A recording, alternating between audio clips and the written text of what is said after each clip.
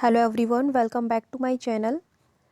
आज की वीडियो में हम लोग टेस्ट नंबर 9 को कवर करेंगे, ठीक है, जो कि यूपी पीसीएस एंड आरओ की प्रीलिम्स की एग्ज़ाम को देखते हुए हमने ये टेस्ट सीरीज़ स्टार्ट की है। बाकी के 8 जो टेस्ट हैं वो भी वीडियो डली हुई हैं। प्लेलिस्ट का लिंक वीडियो के डिस्क्रिप्शन बॉक्स में आप लोगों को मिल जाएगा, ठीक है। तो स्टार्ट करते हैं। फर्स्ट क्वेश्चन है, निम्नलिखित में से केशी तत्व का उदाहरण है। ये आपके यहाँ पर 3 उदाहरण दिए गए हैं, 3 या 4, जिनमें से केशी तत्व का उदाहरण हमें बताना है। आपके ऑप्शंस हैं ब्लॉटिंग पेपर द्वारा स्याही सोखना, लैंप की बत्ती में तेल ऊपर चढ़ना, या फिर पौधों की शाखाओं में जल का पहुँचना, या फिर ये तीनों ही ऑप्शंस करेक्ट हैं, यानी कि उपरोक्त सभी। तो जो करेक्ट आंसर है वो डी है, मीन्स टू से ये तीनों ही जो उदाहरण हैं ये केशकत्व के हैं, ठीक है, यानी करेक्ट है। केश नली में द्रव के ऊपर चढ़ने या नीचे उतरने की घटना को ही हम केशिकत्व कहते हैं। और ये तीनों ही एग्जाम्पल्स ये रिप्रेजेंट करते हैं कि जो द्रव है वो किसी में ऊपर चढ़ रहा है या फिर किसी में नीचे उतर रहा है, ठीक है। नेक्स्ट क्वेश्चन है, निम्नलिखित युग्मों में से कौन सा गलत है। यहाँ पर 4 पेयर्स दिए गए हैं, इनमें से इनकरेक्ट पेयर को हमें चूज़ करना है, ठीक है। कुछ वंश दिए गए हैं और उनके संस्थापक हैं, 2 यहाँ पर टेबल दी गई हैं। सो फर्स्ट है, चंदेल वंश का संस्थापक नन्नुक था, गढ़वाल वंश का संस्थापक चंद्रदेव था, एंड चौहान वंश का संस्थापक भोज, और तोमर वंश का संस्थापक आनंदपाल। सो विच इज़ इनकरेक्ट, ओके। सो हमारा जो है सी ऑप्शन करेक्ट होगा, यानी कि आंसर सी होगा, जो कि इसमें गलत है, क्योंकि चौहान वंश के जो संस्थापक थे वो वासुदेव थे, ना कि भोज। मीन्स टू से सी इज़ करेक्ट आंसर। चौहान वंश के संस्थापक वासुदेव थे, बाकी सभी जो युग्म हैं वो सारे करेक्ट हैं। क्वेश्चन नंबर 3, शासकों का सही कालानुक्रम क्या है। यहाँ पर ये कुछ शासकों के नाम दिए गए हैं और उनका सही सीक्वेंस क्या है, जो उन्होंने शासन किया था उनका सही सीक्वेंस बताना है, उन्हें ऑर्डर में लगाना है, ओके। सो ये चारों ही ऑप्शंस दिए गए हैं, इनको पढ़ना तो नहीं है, मैं नहीं पढ़ूंगी इनमें। जो करेक्ट ऑप्शन है वही डायरेक्ट बता देती हूँ, ठीक है। तो करेक्ट ऑप्शन इसमें से है बहलोल लोदी, सबसे पहले उन्होंने शासन किया था, then Sikandar Lodi and Ibrahim Lodi, okay. A is correct answer. Lodi वंश के 3 शासकों का सही क्रम बहलोल लोदी, इब्राहिम लोदी व सिकंदर लोदी है।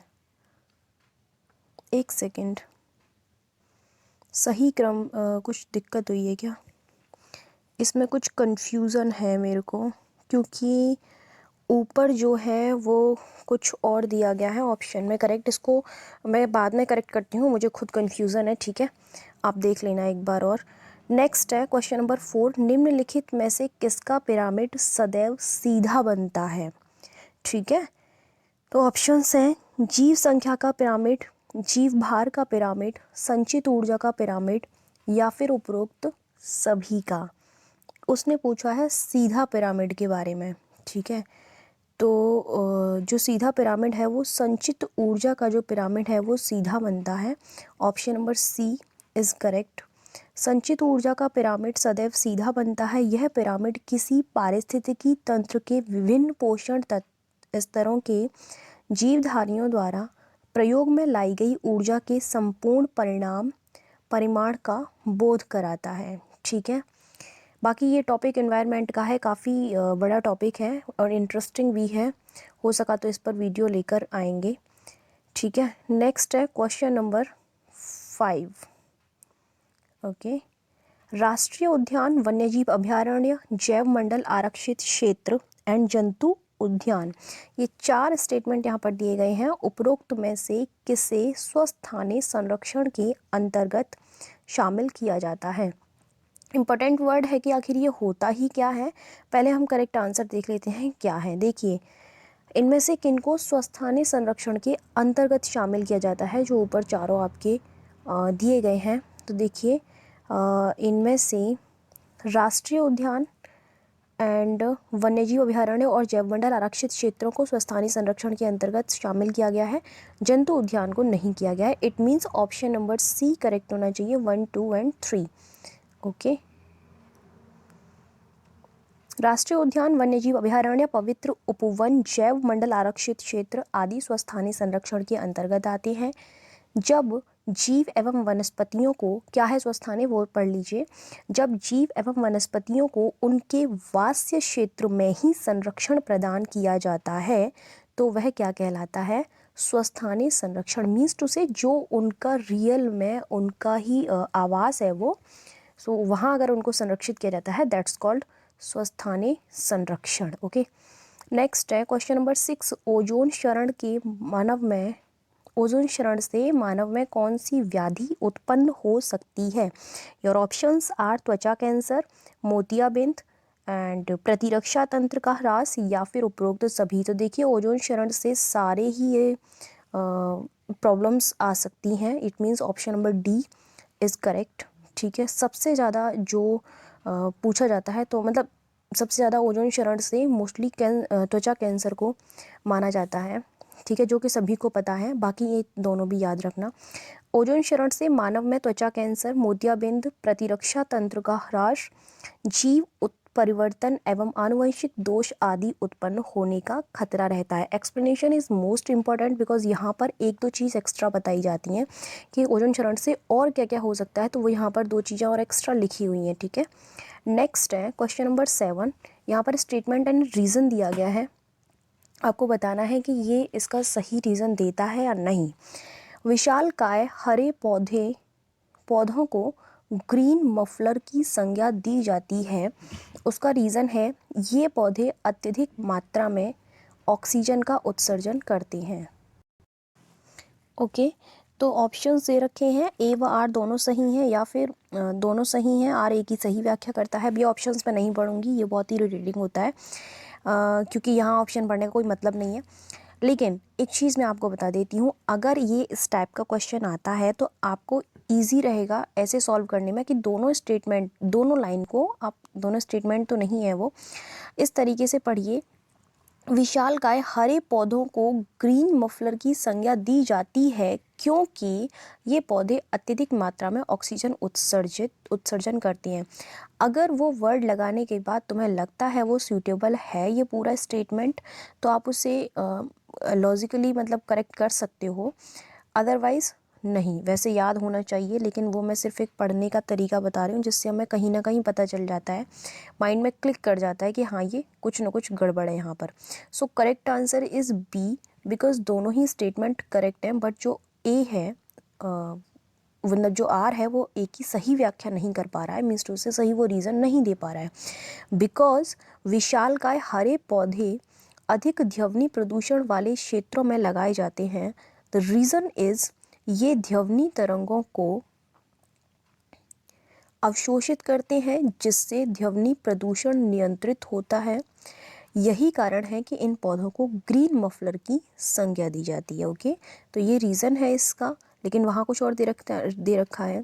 ध्वनि प्रदूषण को कम करने के लिए मुख्यतः अशोक और नीम के पौधे लगाए जाते हैं। विशालकाय पौधे अधिक मात्रा में कार्बन डाइऑक्साइड का अवशोषण कर अधिक मात्रा में ऑक्सीजन का उत्सर्जन करते हैं। क्वेश्चन नंबर 8, निम्नलिखित युग्मों में कौन सा सही सुमेलित नहीं है, इनकरेक्ट पूछा गया है। 4 पेयर यहाँ पर दिए गए हैं। Vienna convention related to ozone परत, मॉन्ट्रियल प्रोटोकॉल रिलेटेड टू सतत विकास and Kyoto protocol global warming से संबंधित है, और नगोया प्रोटोकॉल कोरल रीफ से संबंधित है। इन सब के बारे में स्पेशल टॉपिक जो आता है वहाँ मैं डिटेल में समझा चुकी हूँ। वियना कन्वेंशन क्या है, मॉन्ट्रियल प्रोटोकॉल क्या है, क्योटो प्रोटोकॉल क्या है एंड नगोया प्रोटोकॉल क्या है, तो प्लेलिस्ट में जाकर के अलग से ही इन्वायरमेंट का टॉपिक है तो वो देख लेना। ठीक है, सो इनमें से इनकरेक्ट कौन सा है वो हमें पता करना है। तो incorrect is B, Montreal protocol सतत विकास से संबंधित नहीं है। मॉन्ट्रियल प्रोटोकॉल ओजोन परत को क्षीण करने वाले पदार्थों के उत्सर्जन को रोकने हेतु था, और बाकी सारे जो युग्म हैं वो सही सुमेलित हैं। नेक्स्ट है क्वेश्चन नंबर 9, निम्नलिखित में से किसकी पहल पर विश्व पर्यावरण दिवस मनाया जाता है? ओके, जिसके ऑप्शन है UNEP, IUCN, WWF या फिर उपरोक्त में से कोई नहीं। ठीक है, तो करेक्ट आंसर है A, UNEP, United Nation Environment Programme. Am I right? Yes, ठीक है। सो UNEP की पहल पर ही 5 जून को विश्व पर्यावरण दिवस मनाया जाता है। नेक्स्ट है क्वेश्चन नंबर 10, निम्न में से कौन असम में अवस्थित नहीं है? नामेरी बाघ रिजर्व, ओरांग अभयारण्य, मानस राष्ट्रीय उद्यान, कुगती वन्यजीव अभयारण्य। ठीक है, तो बाघ रिजर्व से रिलेटेड जो वीडियो है वो भी डल चुका है, वो मैं इसलिए बता देती हूँ यहाँ पर क्योंकि कई बार नए स्टूडेंट्स आते हैं तो उनको पता होना चाहिए। ठीक है, सो कौन सा इसमें से असम में नहीं है वो हमें बताना है। तो जो कुगती वन्यजीव अभयारण्य है that is not in Assam. Okay, वो हिमाचल प्रदेश में है, बाकी जो है वो असम में है। It means option number D is correct. Question number 11, निम्नलिखित युग्मों में से कौन सा सही सुमेलित है? ठीक है, तो देखिए वन्यजीव संरक्षण अधिनियम 1972, प्रोजेक्ट टाइगर 1973 एंड थामिन परियोजना 1974। इनकरेक्ट पता करना है, क्वेश्चन को ध्यान से पढ़ा करिए। थामिन परियोजना 1974 एंड नेक्स्ट है आंसर तो देखिए क्या होगा, वन्यजीव संरक्षण अधिनियम 1980। सी इज़ इनकरेक्ट। ओके, क्योंकि जो थामिन परियोजना है यानी कि नाचने वाले मृग से रिलेटेड है, वो लोकटक झील के केबुल लामजाओ अभयारण्य मणिपुर में पाए जाते हैं। इनके संरक्षण हेतु ये जो परियोजना है वो स्टार्ट की गई थी 1977 में। ठीक है, मणिपुर में स्टार्ट हुई थी। ऑप्शन नंबर सी जो है वो इनकरेक्ट हो जाएगा। नेक्स्ट है क्वेश्चन नंबर 12, निम्नलिखित में से कौन परितंत्र का गतिक हृदय कहलाता है? ठीक है, ऑप्शन नंबर ए ऊर्जा प्रवाह, ऑप्शन नंबर बी जैव भू रासायनिक चक्र, या फिर दोनों, या फिर इनमें से कोई भी नहीं।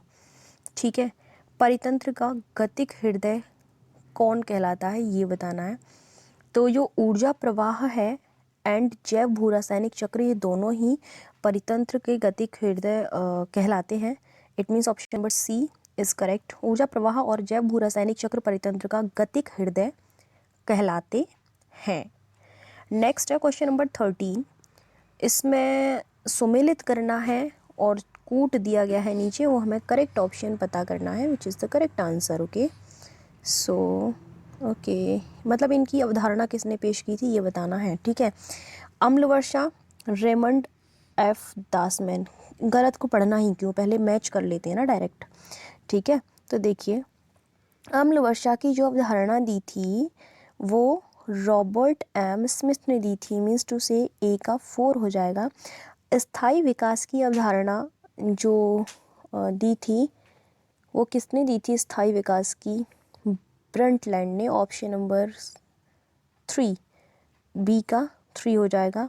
बायोस्फीयर रिजर्व की अगर बात करते हैं तो एडवर्ड सुएस ने, एंड जैव विविधता की रेमंड एफ दासमैन ने। मीन्स टू से डी का 1 हो जाएगा। देखते हैं हमारा आंसर करेक्ट होता भी है नहीं। डी के 1 से स्टार्ट करते हैं जो कि 4th में दे रखा है। ठीक है, एंड बी का हमने 3rd लगाया था। Yes, it is correct. A का 4 है। ओके, तो answer is D, D correct है। रॉबर्ट एम स्मिथ द्वारा अम्ल वर्षा को प्रकाश में लाया गया था। धारणीय अथवा स्थायी विकास की अवधारणा का प्रतिपादन सर्वप्रथम ब्रंटलैंड ने किया था। धारणीय विकास मीन्स टू से सस्टेनेबल डेवलपमेंट, यानी कि हमें इस तरीके से चीज़ों को यूज़ करना होता है, चाहे वो कोई भी प्राकृतिक संसाधन है या फिर कुछ भी है, उनको इस तरीके से यूज़ करो कि आपकी जो आने वाली पीढ़ी है उसको उनके लिए भी सारी चीज़ें सेफ़ रहें। एक तरीके से अपने वर्ड्स में बता रही हूँ, सारी चीज़ों का दोहन हमें नहीं करना है। ठीक है, सो सस्टेनेबल डेवलपमेंट का मतलब यही है कि आने वाली पीढ़ी के लिए भी सेव करके चलना। ठीक है, अवधारणा का प्रतिपादन जो है ब्रंटलैंड ने किया था। बायोस्फीयर रिजर्व शब्द का प्रयोग सर्वप्रथम एडवर्ड सुएस ने किया था।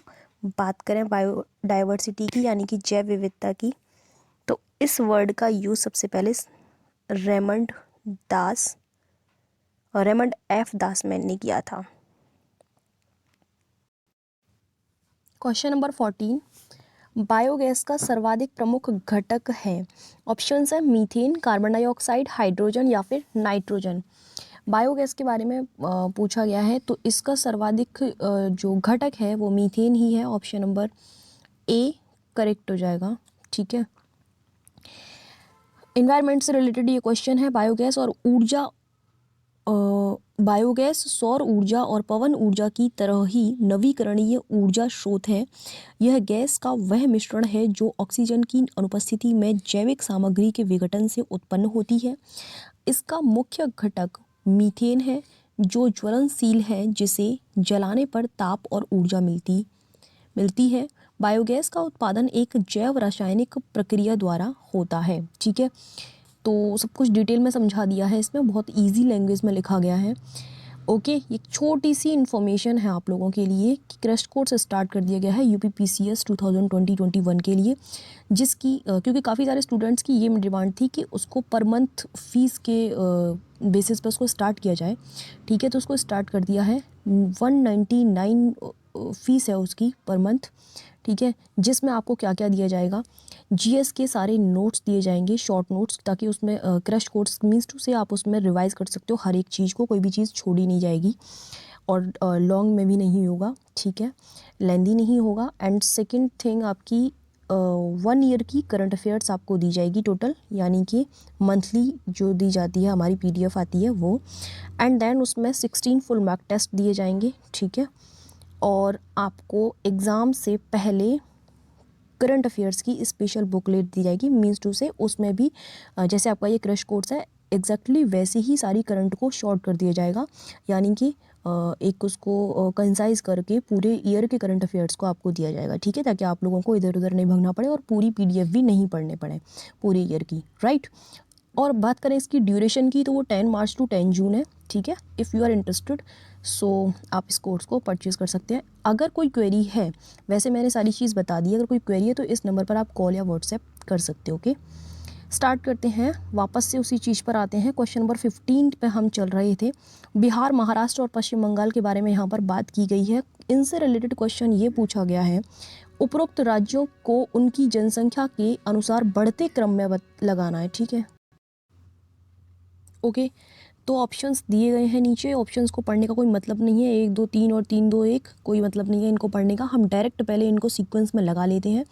देखिए, बढ़ते क्रम मीन्स टू से कि सबसे कम किस में है, फिर उससे ज़्यादा किस में है, फिर उससे ज़्यादा किस में है। राइट, सो अगर इन तीनों राज्यों की बात हो रही है तो फर्स्ट आएगा आपका Paschim Bangal, then Bihar, after that Maharashtra. Am I right?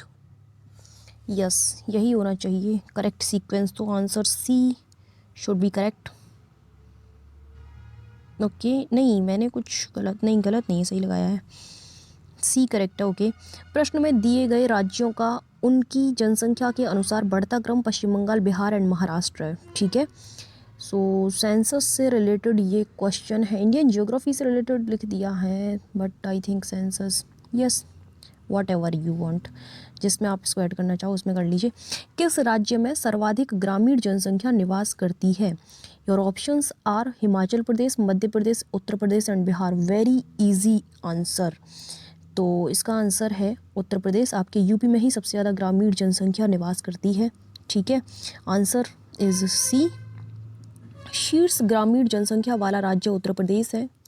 शीर्ष नगरीय जनसंख्या वाले राज्यों की अगर हम बात करते हैं तो Maharashtra, then UP, Tamilnadu, Paschim Bangal and Andhra Pradesh. ठीक है, याद रखना इस चीज़ को। उसके बाद नेक्स्ट हम बात करेंगे क्वेश्चन नंबर 17 की। निम्नलिखित में से भारत के कौन से राज्य साक्षरता के मामले में सर्वाधिक पिछड़े हैं? राइट, लिटरेसी की बात यहाँ पर की गई है, तो देख लेते हैं कौन से स्टेट हैं जो कि बहुत ज़्यादा पिछड़े हुए हैं। मे बी अपना यूपी उसमें शामिल नहीं होना चाहिए अकॉर्डिंग टू मी, बट देखिए सबसे ज़्यादा पिछड़े हुए बात स्टेट्स की अगर हम बात करते हैं लिटरेसी में, तो बिहार एंड अरुणाचल प्रदेश है। Option number A is correct है।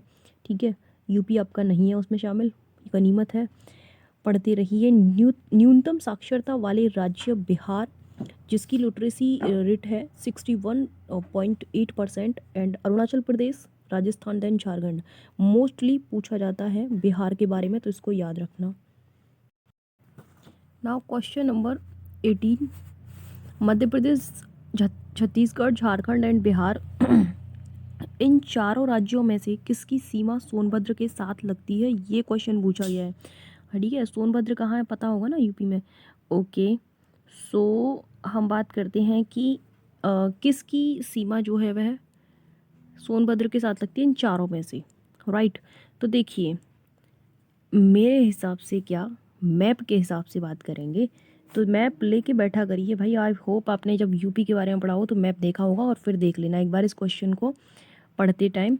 ये चारों ही जो स्टेट है इनकी सीमा सोनभद्र के साथ लगती है, मीन्स टू से option number D is correct. Okay, Sonbhadra की सीमा मध्य प्रदेश, छत्तीसगढ़, झारखंड, बिहार के साथ लगती है। यह सर्वाधिक राज्यों से सीमा बनाने वाला जिला है। मोस्ट इंपॉर्टेंट फैक्ट है, ऐसे फैक्ट ही पूछे जाते हैं कि यूपी का ऐसा कौन सा जिला है जो कि सबसे ज़्यादा राज्यों के साथ सीमा बनाता है। Your answer will be Sonbhadra. Now question number 19, निम्नलिखित कथनों पर विचार करना है हमें और कूट के माध्यम से सही उत्तर का चयन करना है। ठीक है, तो पहले हम विचार करते हैं, उसके बाद चयन करेंगे। ठीक है, गंगा की सर्वाधिक लंबाई उत्तर प्रदेश में पाई जाती है और गंगा उत्तर प्रदेश के 28 राज्यों से होकर बहती है। बताइए कौन सा सही है और कौन सा नहीं है सही, इसमें से ये बताना। ऑप्शंस आर, एक सही है, दो सही है, दोनों सही है, या फिर एक भी सही नहीं है, बताइए। तो देखिए, दोनों ही स्टेटमेंट बिल्कुल करेक्ट है, क्योंकि जो गंगा की सबसे ज़्यादा लंबाई की बात करती है तो वो यूपी में ही है, और यूपी के 28 डिस्ट्रिक्ट से ये जो है बह कर जाती है गंगा। मीन्स टू से option number C is correct.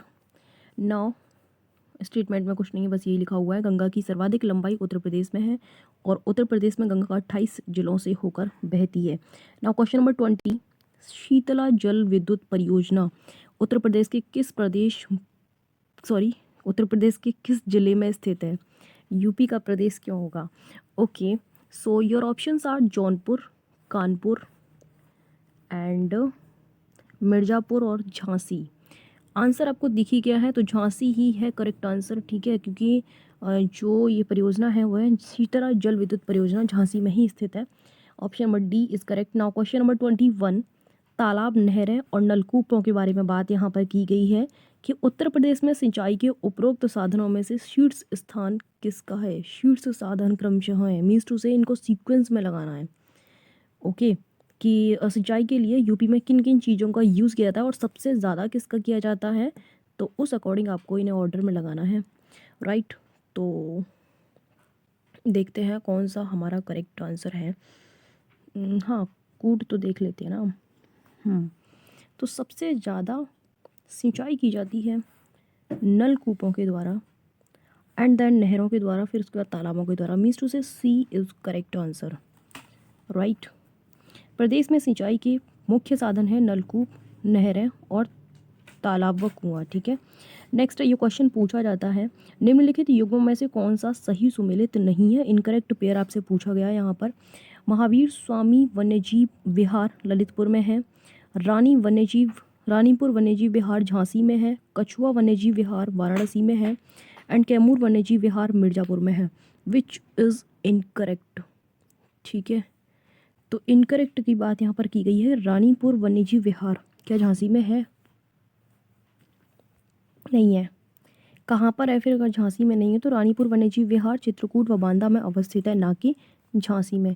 Next है क्वेश्चन नंबर 23, निम्नलिखित में से कौन सा लोक नृत्य उत्तर प्रदेश में पुत्र जन्मोत्सव के समय किया जाता है? यूपी स्पेशल की एक पीडीएफ, एक वीडियो डाल चुके हैं जिसमें सारे लोक नृत्य, कौन से मेले हैं इम्पोर्टेंट, कहाँ आयोजित किए जाते हैं, और भी बहुत सी चीज़ें हैं, काफ़ी सारी उसमें थी और मेरे को भी याद नहीं है क्या क्या था यूपी से रिलेटेड, और वो वीडियो डल चुकी है। तो जीएस की प्लेलिस्ट में जाइए और वहाँ पर उस वीडियो को देखिए। ठीक है, लिंक प्लेलिस्ट का वीडियो को डिस्क्रिप्शन बॉक्स में इसी में मिल जाएगा। सो बात हो रही है कि पुत्र जन्मोत्सव के अवसर पर कौन सा इनमें से नृत्य किया जाता है? नटवरी, ख्याल, शायरा या फिर घुरिया। ठीक है, तो देखिए, जो ख्याल नृत्य है वह यूपी में पुत्र जन्मोत्सव के अवसर पर किया जाता है। मीन्स टू से option number B is correct. पुत्र रतन के जन्मोत्सव पर ख्याल नृत्य किया जाता है। इसके अंतर्गत रंगीन कागजों तथा बांसों की सहायता से मंदिर बनाकर फिर से उसे सिर पर रख कर नृत्य किया जाता है। ठीक है, ओके, इतना तो नहीं पूछा जाएगा लेकिन कोई नहीं, याद रखना। नेक्स्ट है, निम्नलिखित युग्मों में से कौन सा सुमेलित नहीं है। ये आपके कुछ रसायन दिए गए हैं इधर, और इधर आपके कुछ उनके यूजेस दिए गए हैं, तो क्या वह है उनके करेक्ट यूजेस हैं या नहीं ये बताना है। Calcium hydroxide bleaching powder and caustic soda साबुन निर्माण में यूज़ किया जाता है। सोडियम कार्बोनेट डिटर्जेंट निर्माण में यूज़ किया जाता है। एंड कॉपर सल्फेट जो है वो गन पाउडर बनाने में यूज़ किया जाता है। नो, क्योंकि जो कॉपर सल्फेट है वो गन पाउडर बनाने में नहीं यूज़ किया जाता। ये मैंने पढ़ाया था आप लोगों को। ये यूज़ किया जाता है किसी भी चीज़ की रंगाई करने के लिए, या फिर कोई भी स्याही रिलेटेड, मतलब कुछ छापने के लिए या फिर ऐसे कामों के लिए यूज़ किया जाता है ये। कॉपर सल्फेट का प्रयोग रंगाई एवं छपाई में होता है, जबकि पोटेशियम नाइट्रेट की अगर हम बात करें तो वह प्रयोग गन पाउडर या आतिशबाजी बनाने में किया जाता है। ठीक है, तो दोनों के प्रयोग आपको पता चल गए हैं। क्वेश्चन नंबर 25, निम्नलिखित में से किसका प्रयोग नॉन स्टिक कुकिंग बर्तन बनाने में किया जाता है। Your options are chromium, duralumin, ebonite या फिर टेफलॉन। तो नॉन स्टिक पैन बनाने के लिए यूज़ किया जाता है टेफलॉन, मीन्स टू से option number D is correct. Okay, Teflon का प्रयोग नॉन स्टिक कुकिंग बर्तन बनाने में किया जाता है। यह एक फ्लोरोकार्बन होता है। ठीक है, 25 क्वेश्चंस आपके कंप्लीट हो चुके हैं इस टेस्ट के। जो क्वेश्चंस की नंबर है वो बढ़ा दिए गए हैं थोड़े। ठीक है, वेल कोई नहीं, thank you so much for watching my video. मिलते हैं नेक्स्ट वीडियो में, तब तक के लिए बाय बाय, टेक केयर।